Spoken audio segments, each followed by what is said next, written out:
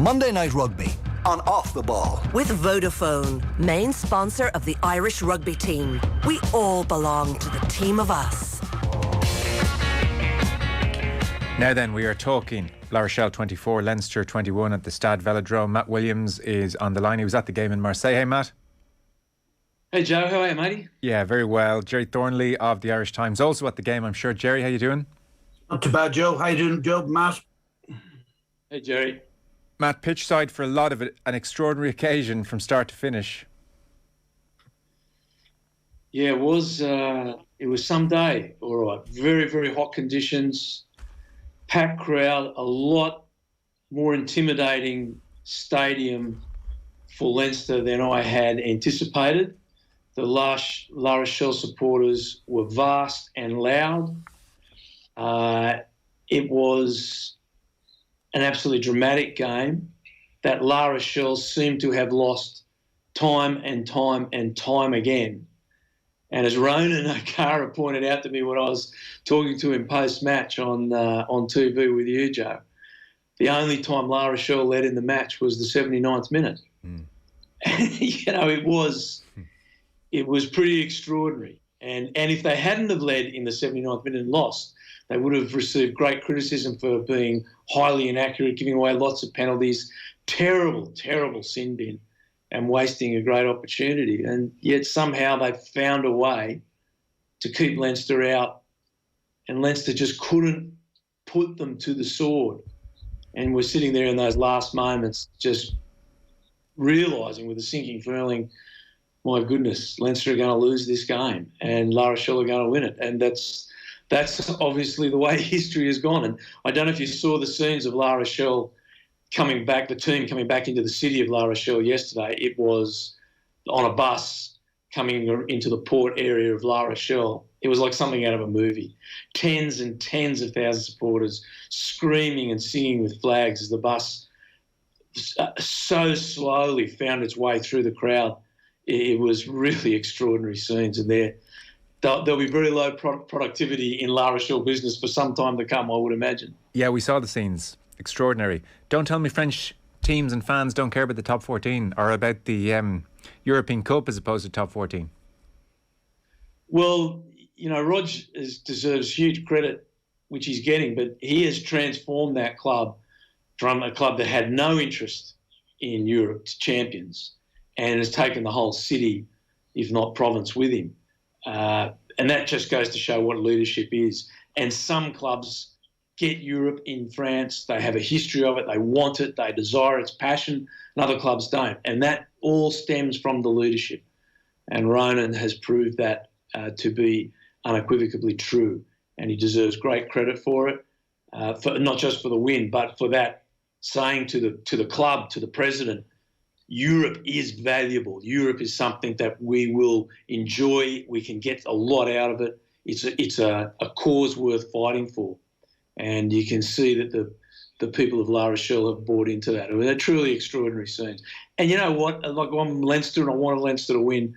That's really good for the competition in a lot of ways too. It's really heartful to see. It's not just Saracens or Leinster or Toulouse. It's more than that. And there's a new big dog on the block. And I think that's really, really healthy for the competition. Mm. Gerry, Ronan O'Gara, what are we saying at this stage about the guy? It's quite extraordinary, you know. I was asking a few of my colleagues, surely this has to be the greatest achievement by an Irish coach abroad. When you think of the CV he's putting together now and the work he's done to get this situation, going off to New Zealand for a couple of years, to learn about Crusaders and their winning formula, having already cut his teeth in Racing, and then to come back and become in as basically the number 2 to John O'Gibbs, and then to take over this season. Very difficult task taking over a club that reached 2 finals. Like, there's very little room for progression above that. There's plenty of room for a fall off. And, you know, they had a tough start to the season, really tough draw. Toulouse first up at home, lost that one narrowly. Clermont away. They lost their first 3 games, and, you know, it's been a battle for him. Like, it's been tough first campaign for him, because it always is for sides that reach the final of the French Championship, because they've got the least pre-season then before they start off again. It's a remarkable achievement to go all the way and win the Champions Cup. I think nobody can dispute the fact that it was a masterful game plan that he and Donncha Ryan, the rest of the coaching staff, concocted.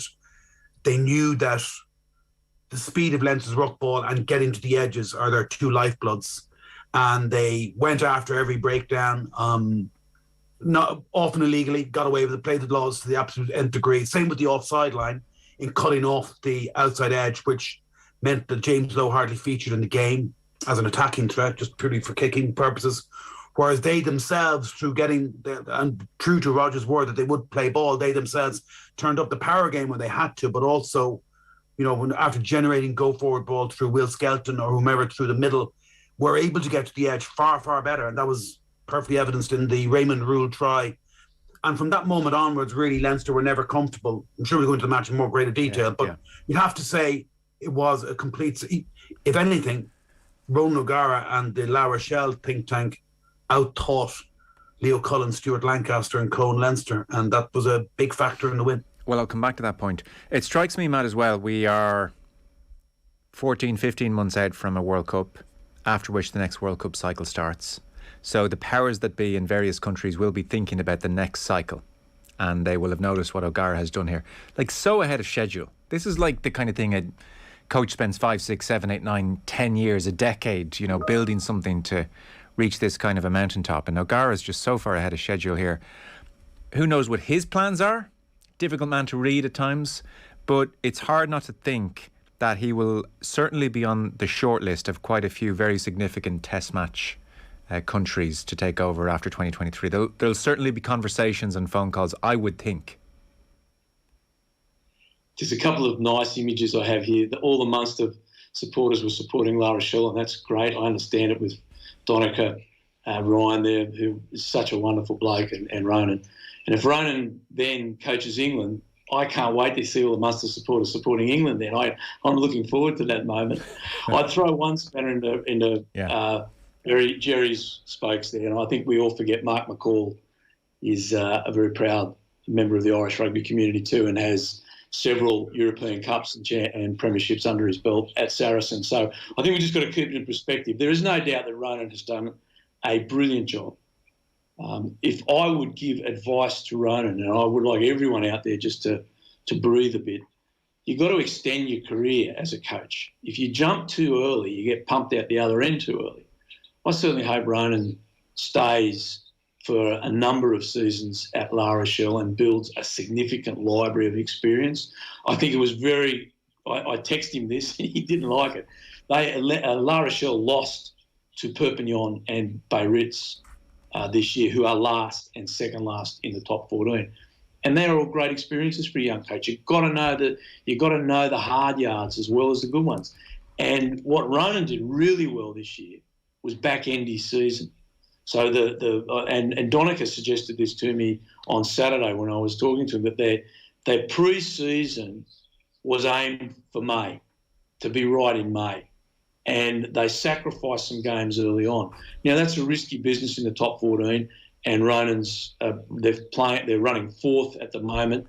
They've got one more game coming up, a tough one away. Yeah. So they're still not, and that's a really tight competition in the top 14. Let's put that to one side. But Ronan had his team rocking and rolling, ready in May to play well in May, and he deserves huge credit for it. Matt makes a very interesting point, Gerry. And I suppose you're thinking, Matt, of coaches like, for instance, Eddie O'Sullivan takes the big job, he gets spat out the other end, and nobody picks up the phone really again.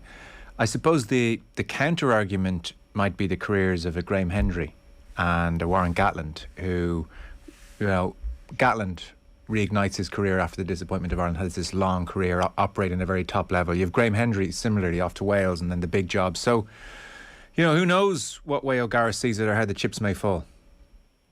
Yep, absolutely. He's definitely built something very special there at La Rochelle. His family are very settled there. He loves Ile de Ré, where he lives. It's a beautiful city. I don't know, we've been there. I've been there a couple of times. Gorgeous city. He even did a little bit of tourism for La Rochelle. He was promoting it after the aftermath of the win. I agree with Matt totally. I think he should stay there for a good chunk of time and build something special. But I do think this, by winning the Heineken Champions Cup, by becoming a European champion effectively in his first season as a head coach, as you say, it's so ahead of schedule that really It's set him up. You can never tell in coaching, and Malcolm knows better than anybody, it's a fickle business, and a couple of years can be a long time, and you never know what's down the road. But he's now a Champions Cup winner as a head coach in his first season. See what he builds with La Rochelle over the next few years. It's a brutally tough competition, the top 14. But if he keeps them main contenders in both competitions and adds more silverware, then his star can only rise. I don't know. I don't ever see him managing or being head coach of England, but I do think what this success has done is give him a longer shot at this, because it's not necessarily long innings often for coaches, Matt also well knows. But now he gets a good chunk of time at La Rochelle, most probably. This success means that there will, as you say, be offers in the future. You could see him at Premiership club wanting to hire him. You could start to see Munster wanting to hire him. You could see other top 14 clubs want to hire him. But ultimately, Joe, I've no doubt at all that he will be one day Irish head coach. Yeah, a lot of credit in the bank. Yeah. So let's talk about the specifics of the game then. Matt, Gerry mentioned Leinster slightly out-coached, out-thought, outplayed in his newspaper report. What were the defining aspects here from a La Rochelle point of view? How did they, above anybody else this season, how did they do a number on Leinster here? I'll throw one simple stat at you, Joe. Leinster made 225 tackles. They missed 15. La Rochelle made 88, missing 7. Now, that's a staggering number of tackles that Leinster had to make. And La Rochelle, now a lot of those were in the last moments. The fatiguing factor of that is incredible. Like, as difficult as defending is on the best of times for an Irish team in that heat, the last 5 minutes, and we've got to give Leinster some credit here, they were heroic in what they were doing there in defence. And there was a couple of tough calls. Without doubt, when Michael Alatoa was penalised for hands on the ball, referee Barnes got that very, very wrong. That was a penalty to Leinster. And if he had given that penalty to Leinster, it's odds that Leinster would have won the game. In likewise, when Leinster were pounding on the La Rochelle try line there, when they took their second last penalty, there's no doubt Will Skelton should have been sin-binned. They were slowing the ball down. They were off their feet. They were diving. So the margins, I guess my point is the margins were fine. So before we condemn Leinster, and as Ronan said, who was only in the last minutes, the margins were fine. But there is no doubt that is one of the La Rochelle win is one of the biggest turn-ups in the history of the tournament. There is no doubt about that. Leinster have been the best team in this tournament by a considerable margin. And to force them to make 225 tackles, which meant La Rochelle held the ball. And all the La Rochelle players that I interviewed and spoke to after the game said the same thing. The game plan was hold the ball, hold the ball. And they did hold the ball for long periods of the time. And apart from that first try, and an excellent try by Ronan O'Gara, Leinster sort of did see what they were doing, and I thought the Leinster centres tackled their heart out and played absolutely so courageously. There were so many courageous players wearing blue and yellow and black on the day. But that one thing of saying so simply, let's hold the ball, let's give away penalties, but we're not going to let them get their attacking game going. And really they didn't. Leinster couldn't get the attacking game going. La Rochelle were quite content to give away 3 all the time. I thought referee Barnes should have brought the yellow card out much sooner. Alan Quinlan was saying it in the TV commentary, and I agree with him. I thought there was at least 3 times during that game where a yellow card should have come out. And to give away the yellow card, as La Rochelle did, as Ronan's word again, was almost career-defining for the player who stuck his foot out. It was a crazy penalty to give away in a final. But that was the winning. That was the winning of the game. No, it's just the simple. It's very interesting. Let's hold the ball. And just one point to expand on maybe, and then Gerry, please come in on all of this. So you say La Rochelle at times were more than happy to give this Leinster juggernaut 3. And yet, no doubt. Leinster were also happy to take 3 at times in this game as well. Like you think of the opening exchanges where Sexton, and this is the Leinster way, over however many number of years now, kicks for the corner and they are turned over in the La Rochelle 22. And we don't see Leinster go to the corner too often after that. And indeed, Sexton, unprompted, which was kind of interesting, this kind of stream of consciousness answer, unprompted afterwards, he was saying, well, people will say, maybe we should have kicked for the corner more, and it's, hindsight is 20/20, and we made the decision as best we could, or words to that effect. But he brought that up almost. So what about that point, Matt, that they kick for the corner first 2-3 minutes of the game, real statement, then they are turned over in the La Rochelle 22, and I don't know, on the basis of that, they don't do it again. Speak to us about that policy. A very difficult one, and Johnny's right. Everyone's an expert afterwards. I thought taking the points was in the game. My gut feeling when I watched it, take the points right in front. You've had 3 goes. Referee, and here's the other thing, they've got to play the referee. Referee Barnes was allowing La Rochelle a lot of leeway at the breakdown. So that's in Johnny's mind as well. Do I kick for the corner, then we don't get any points?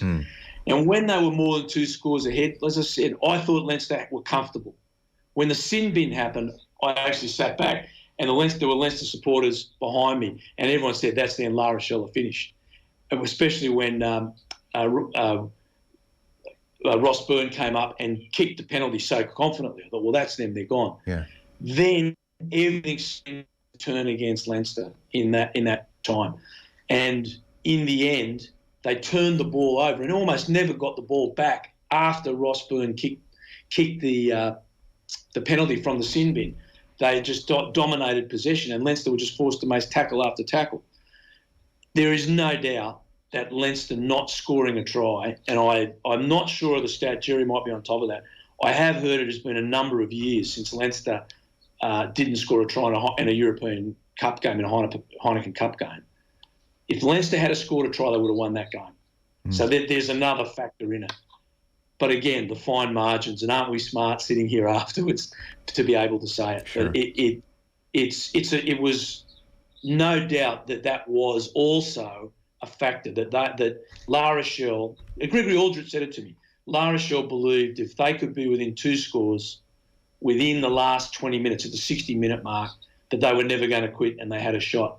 And that proved to be crucial, and it proved to be correct.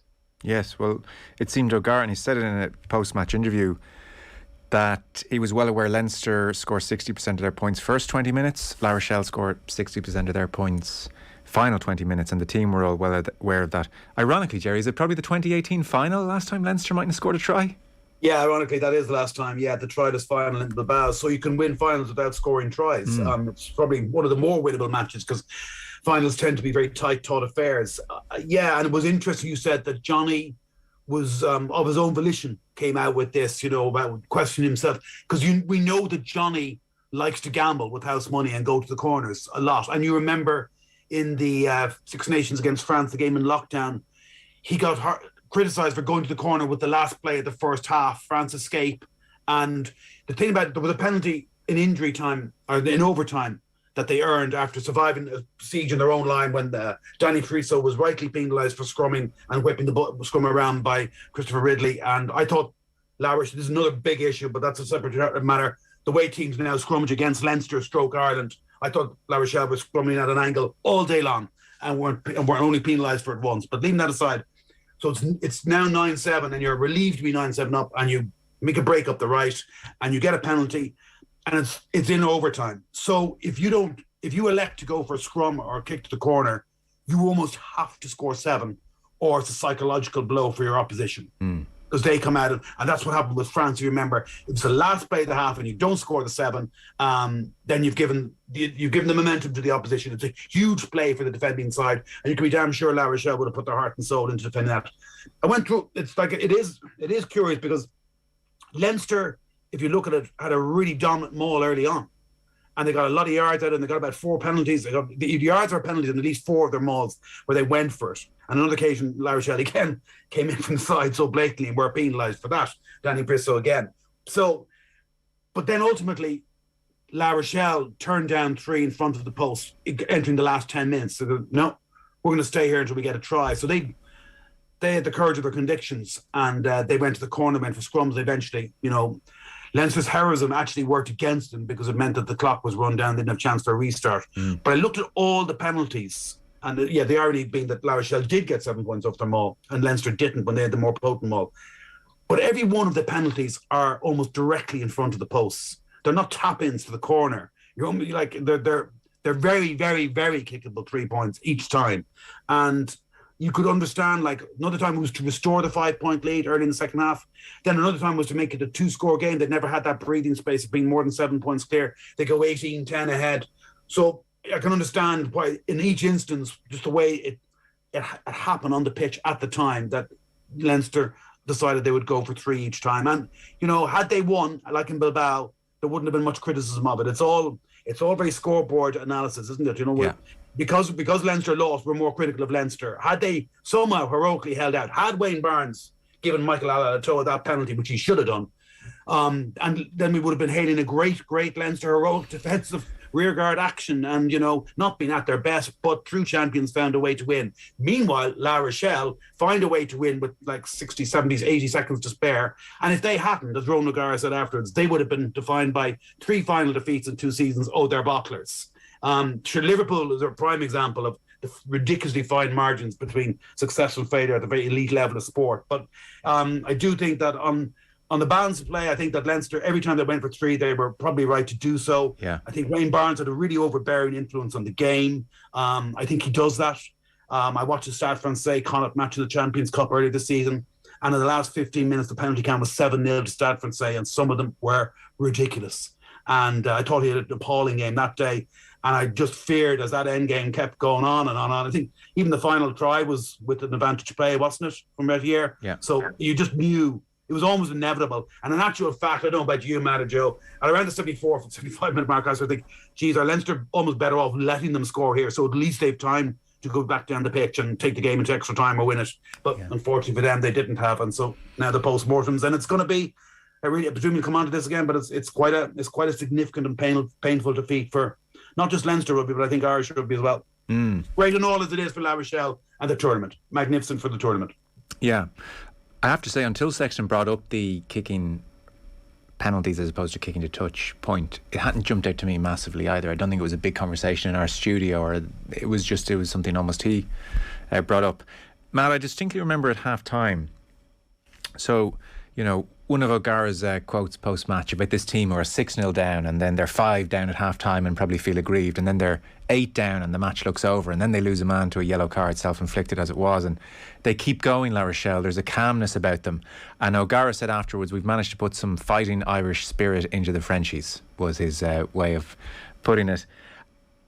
The likes of Skelton still going, 2 minutes to go. I distinctly remember you at half-time making the point. You felt the La Rochelle forwards looked a bit tired, or looked like they were liable to get tired. And they do, as a team, almost give you the impression at times that they're gone, and then they find second wins and third wins. So speak to us about that, because at halftime you did feel that way from memory. Yeah, but the first half, I felt, Joe, was a lot faster than the second half. The stopping and the scrummaging, where the forwards, and this is part of the problem with modern scrummaging, it allows people to get their breath. You can't bring fatigue into the game. So when people get fatigued, they make errors. And the constant stoppaging of that second half. Do you remember when the tap, the La Rochelle got a penalty on half when they did a quick tap? And that's where the ball, the ball was knocked into the in goal by Jimmy O'Brien, and they had to come out for the line dropout. There were 3 La Rochelle players on the ground at that point. They had cramp. They were receiving treatment from the referee. Aldrich was one of them. They were really fatigued. But then you had a long period where they waited for the dropout. They all got their breath back. There was a series of scrums. It just played into their hands. Now, I got to give Will Skelton a lot of credit. He is not renowned for his fitness, and I thought he might do 50, and the young man did 80 and was still going strong at the 80. But the style of refereeing and the way La Rochelle managed the game suited them down to the ground. If Leinster, and again, that we've got to give them credit, is not an excuse. Leinster were making tackles. They didn't have the ball in hand. They couldn't get the pace on the game.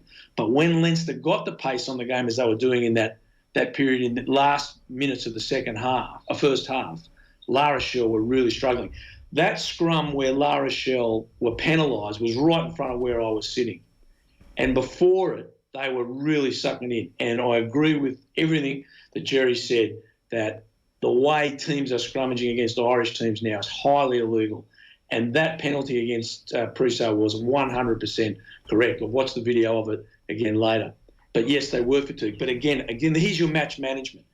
The management of how they played that game was very, very good. Yeah. But they just couldn't. Leinster couldn't get any tempo on the game. To finish on that point, Joe, and let's put the credits to La Rochelle out of the way. This is a very damaging loss for Leinster. This is going to. Yesterday, there was a lot of text messages going between the old Leinster community, and all of us were just saying this is going to be one that's going to sit with this club for a long, long, long time. It's going to be a hard one to throw off. Even in the next 7 days, how do they throw that off and get their heads around winning the next URC competition? This is a loss that's going to really sit deep within the psyche of the club, and I really feel for them. I'm not trying to say that to hurt them. I'm trying to say that I really feel for Leo, the pain on Leo's face when I was interviewing him just before we came on. Like, he just looked at me and said, "Matt, make it quick." And the poor guy, I can't tell you I can't put into words how sorry I felt for them and for the players, the tears and the emotions. They were destroyed by that loss. And it will take them some time to put that into perspective, lick their wounds and get about their life again. It was a very, very, very tough day for them. Yeah, Gerry, let's explore that a bit, because any team can get to a final and lose, and that's just the way things go at elite sport. And you say, well, look, that can happen. It's not easy to win these things. And yet for Leinster here, the pattern is now increasingly well established post Bilbao 2018. It has been Saracens twice, Newcastle, and then at the Aviva when the scrum malfunctioned, and now it's been La Rochelle twice, both times in France. Will Skelton always, it seems.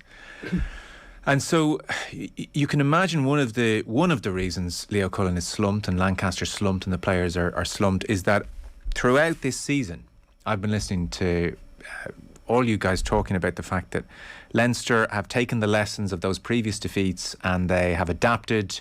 They are less risk averse. Their ruck speed is 2.8 seconds. They get into contact and they find soft shoulders, and their footwork is so good, and they place the ball. Their ruck speed, you're not going to slow this team down, and so this hope was bubbling away, and this great work, I'm sure, was being done, and bang, here they are at what I would call, with the greatest respect to Leicester and to that Toulouse side after the Munster game and coming back again, like that Toulouse side, they arrive here not road tested again, but feeling that they've done enough and they've adapted enough, and bang, it's same old story. It's back to square one. It's back to the drawing board, and that is a lot to handle, I would think, for that coaching ticket.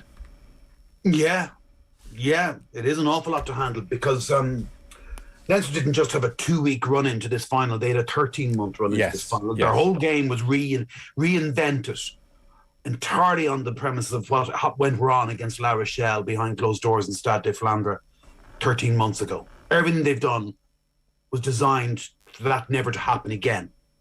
And they improved in so many aspects. They became easier to read defensively, so there wasn't as many one-off carriers. They weren't as tailor-made for a La Rochelle side that under O'Gara, and he defensive player, attacks the ball. They just go absolutely all out. Like, I freeze framed one of the clips in the final, and there's a fair bit of space out in the left wing for James. They gambled. They almost conceded the outside at times just by cutting it off. And they rushed up really hard, and they played in Sexton's faces and in the face of the carriers, and they gave away their few offside penalties, but they countered this new Leinster game. They found a way of countering it. And Leinster's defence actually, in many ways, was improved, I think, on the semi-final last year. They double-tackled Will Skelton very effectively. He went the full 80, and he definitely had impact. And because they were better equipped to get over the gain line through him and Aldred and Boogert and Priso and others, they were able to get to the edges themselves far better than Leinster were. But by and large, he wasn't quite the wrecking ball he's been in the past, and last year, or certainly in the final. He didn't play in the quarterfinal in the Aviva. So there were, but ultimately, to reinvent their game and come up short against the same opponents for which they reinvented their game is what they do next, you know? How do they counter this? And I fear as well that, as well as the psychological scars that Matt has spoken about, it's just so tough. Like, you outperform 22 other teams in the competition, and it's the worst place to lose, isn't it? The final, it just is the worst place to lose because you're so close. And the bounce of the ball didn't go their way, and then they come up so short. And now they've got to go away, and they've got to, you know, really absorb. They'll do a much deeper. I don't know how they pick themselves up for the URC, which, with the best will in the world, is like going from the Champions League to the Europa League, isn't it? And it's just somehow picking themselves up for that. Glasgow at home, the RDS next weekend. For fans alike, you know, I think we in Irish rugby, and that includes us in the media, Joe, we invest so much into European rugby. You wondered sometimes that almost too much. Do Leinster want to win that final too much? And it means that we're only judging the provinces, and they're only judging themselves by what they do in Europe. And that's a very high threshold. If your season is not a success, if you don't win the Heineken Champions Cup, that's really not leaving you much margin for error. But such are the ridiculous standards that Leinster set for themselves, because they're just, you know, an outstanding organisation and played outstanding rugby. As Matt said, by a lot of metrics, we're the best team in the competition this season, and now have to go away and try again. But on a positive note, that final was an away game. And I spoke to you about this last week, Joe. France away against the French side is just the toughest country in the world. To win. I spoke to Rob Carney about this for a piece I did last Saturday, and he said the very same. It's the toughest place to go and win. Leinster have now had 8 knockout matches in France against French teams and have lost 6, including the last 5. The last 5 was against Clermont and Bordeaux a decade ago. But it's just a little bit disconcerting that there's a bit of a pattern coming here. And that when you think of France and the Six Nations, the last 2 games, and the way they shut down this new Ireland / Leinster for large tracks of that Six Nations game, I just fear that, ironically, Ronan O'Gara has given a little bit of a blueprint on how to take on Leinster and Ireland in the future by taking a leaf out of the Sean Edwards manual, ironically. But I do think it's the repercussions of this one are quite severe. The one positive note I was about to say was next year's final is in the Aviva, so they won't have that problem. They made a French side then. Yeah. No away semi-final in France, the order of the day. Matt, to what extent then for you are Leinster in this odd space whereby they're so much better than the majority of the rest, and then they keep arriving at this pinch point in Europe, and it feels like things aren't road tested? Like, if you take the ruck speed alone, how often can you recall Leinster this year having to play a game where the ruck speed was really slow, where they had slow ball and they had to adapt and break down a fence with slow ball? It seems like they breezed through the vast majority of the season, and then they're in this pattern. And like they can't win it every year. You tell me all the time how difficult it is, but we're now into 4 years, so it is a pattern. Yeah, Joe. Look, it's if I sit back and I'm unemotional about it, and I was emotional in that I wanted to see my old club and Leo do really well. I didn't want to see Ronan and Donica lose, but I certainly didn't want to see the club lose. I want to see them win. Now, but they led for 78 minutes, you know. Like, we got to also, if you're the old sage talking to Leo, is, mate, you led it for 78 minutes, you beat every other team in the competition. It was a very hot day, you're away from home, you had to do 225 tackles, they only did 88. There's not a lot wrong. No, but you didn't win. Maybe the broader context, the last 4 years maybe. Yeah, but you know, you could use that with anyone. Saracens, they haven't done it. Leicester haven't done it in years. Claremont haven't done it. Toulouse have come back from the dead and done it. Totally. But we're not sitting here espousing we're not sitting here saying, well, they're the great team in Europe, whereas we do say that about Leinster. So maybe we're wrong about that. No, you're not. And they're doing it with 20 local boys. The Leinster story is an extraordinary story. There were Springboks, French players, All Blacks, New Zealand Maori. You know, there was a huge spectrum of international talent there for La Rochelle, and good on him. And obviously Gregory Alder is probably one of the best French players of his generation. Leinster had 20 local boys. That's an extraordinary story. And you know what? They're going to be 20 local boys again there next year, and there's going to be 20 local boys the year after. That's because their Irish rugby is putting out their provincial teams for the good of the national team. And that's the limits that the provincial teams have to do. Do they need another couple of forwards or a big second rower? Yeah, okay, I'll go with that. How do they fit it in when they got all the young guys there and they're only allowed 3 overseas players? Because that's what the IRFU say. We've got a box with the gloves we've got, with the fists we've got, and they're boxing okay. Can they win it next year? Yes. Should they have won it this year? Well, they could have. But La Rochelle on the day, and that's sport, on the day, for a minute and a half, they weren't good enough. And you've got to live with that, or they have to live with that for the rest of their lives. And that's really tough. But that's still going to happen next year, Joe. And it doesn't matter how much we say. They won it in Bilbao with 20 local boys. The next couple of years they didn't. They were close this year. With a home quarterfinal, a home final next year, will it help? It will. But the South Africans are in, and this whole round of 16 is designed to minimise the impact of Irish rugby on the winning of it, because it favours the French, the South Africans and the English. It minimises the Celts and the Italians. So whether Irish teams actually get another shot again, we don't know. But to make semis and make finals and to lose is frustrating and heartbreaking, but it does not make your club a failure. No, absolutely. Look, no one is saying failure. No one is saying failure. No, but no, you're not. Yeah, but I suppose, Jerry, I'll give you a final word on this particular point. It's just we do sit here and espouse Leinster week in, week out. There's almost a degree of, well, geez, they can't play any better. You know, I find most weeks, based on their European and URC performances, and they are the best team in Europe pretty much, and yet there is an and yet. Yeah, there isn't and yet, because we know how desperately they want it, and we know that they're good enough, and they've worked so hard to get back there this year. And, you know, after 3 setbacks in a row, final, quarterfinal and semi-final, then slightly reinvent your game, brilliant new players coming through, knowing that the likes of Johnny Sexton and Cian Healy won't have many more cracks at this, how desperate they want it, they're good enough to get it. It's just, that makes it all the more disappointing for them. And I suppose it's because they've... their supporters are spoiled by success, and they've kind of spoiled themselves, haven't they, with 4 Heineken Cups. I mean, only Toulouse have ever had any more, have ever won more. And Toulouse were winning the first ones. They got much, I think they'd won 3, if not 4, by the time Leinster got on the winning podium. Yeah. So, like, if you go through the best since 2009, I'm sure Leinster have been the most successful team in the competition in that period. And I'm reminded of something Stuart Lancaster said to us, having said it to the players last year after the La Rochelle semi-final defeat. He just went in and he spoke to them that, you know, New England Patriots are regarded as the greatest American football team of the 21st century. 6 Super Bowls. Isn't that right, Joe? 6 Super Bowls. You're more into this than I am. 6 Super Bowls in 20 years, he said. And what does that tell you? That in 14 years they didn't win it. They lost. You know, it happens to great sides as well, unfortunately, like Leinster. Jack Nicklaus finished second in 19 majors. What? Did he? Yeah, wow. Yeah. It speaks to his brilliance, you know, for all his 18 major wins. He was a choker 19 times, you know. So I do accept these are their standards we're talking about. Just to wrap up then, so for Jerry mentioned Irish rugby, Matt. I mean, if we kind of look at Leinster as representatives of Irish rugby and bulk suppliers and what it might mean in that respect. I mean, certainly the way France went after the breakdown and the way La Rochelle went after the breakdown, you feel like you could draw a line from Stade de France to Marseille. What else jumps out to you about, you know, penny for Andy Farrell's thoughts on the back of that defeat?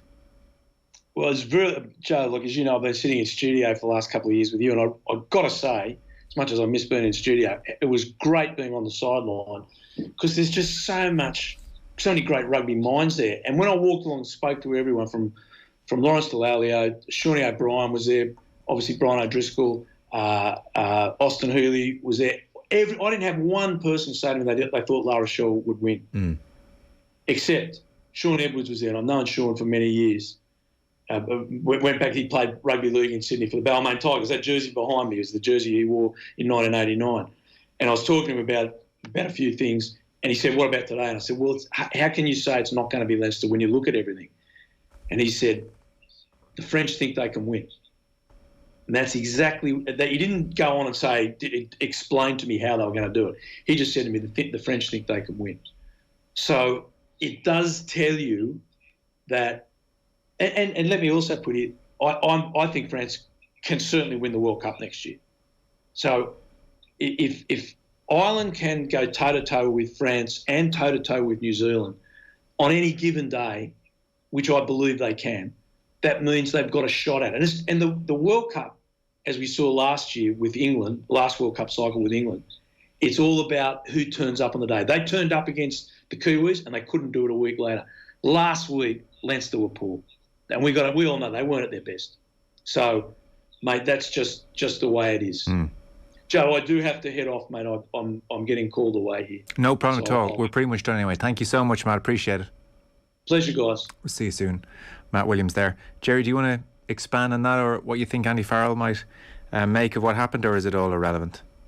No, I don't think it's irrelevant at all, actually, because Leinster have played such brilliant rugby and Ireland have played such brilliant rugby in the last year, 2 years, that a bit like, at the peak time in the Joe Schmidt era, more people take notice of you, more people respect you, and more people, it's a much smaller world, rugby, than football, and everybody will have watched from all around the world.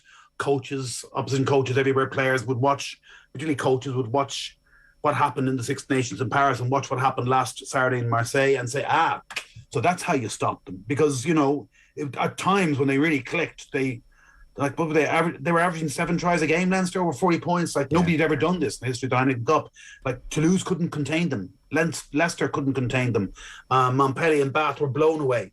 In hindsight, yes, I think particularly Toulouse, that semi-final did them no favours, because the Toulouse defence was so passive by comparison to La Rochelle's defence. But clearly, if you go after them illegally in the scrum, you might get joy. If you go after them illegally at the breakdown, slow down their ruck ball, and then if you shoot up offside and you cut off the outside edges and you play in their faces, you can stop this team from playing rugby. And I think that, unfortunately, that will now be the template moving forward for how to play Ireland. And particularly, as I said earlier, and Matt said, Ireland has got a little bit of a name now for somehow being a weak scrummaging nation, and I think that whether it's since Greg Feek left or not, but it doesn't matter whether it's true or not. It's just the fact that it has a reputation, and I think that not only the All Blacks this summer, but even Scotland, South Africa, and Samoa at the next World Cup Tonga would probably go after the Irish scrum, and the Leinster scrum next season in Europe as well. That's just the way it is, unfortunately. So